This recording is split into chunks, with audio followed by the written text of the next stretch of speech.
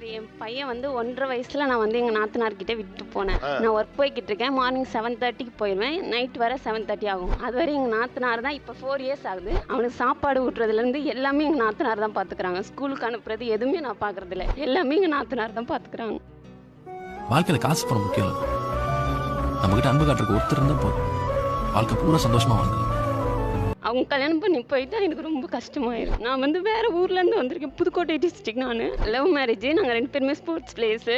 Love பண்ணி கல்யாணம் பண்ணிக்கிட்டோம். எங்கள் வீட்டில் என்ன சொன்னாங்க, 3 நாத்தனார் இருக்கு உனக்கு, நீ போய் என்ன பண்ண போற அப்படின்னு தான் கேட்டாங்க. என்ன நாத்தனார்கள்லாம் எங்கிட்டு தனியாக அழ ஆரம்பிச்சிட்டீங்க?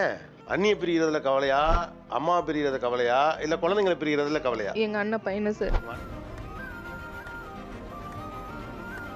அவனை வந்து நம்ம என் பையனாக தானே சார் நினச்சி வளர்த்தேன். இப்போ வரைக்கும் அப்படி தான் நினச்சி வளர்க்குறேன். ஃப்ரெண்டு மாதிரி பழகிட்டோம் சார் அண்ணி. அதனால் அவங்க அழுத உடனே எனக்கு அது வந்து அவங்க அழுகிறத பார்த்தோன்னே அழுக வந்துருச்சு.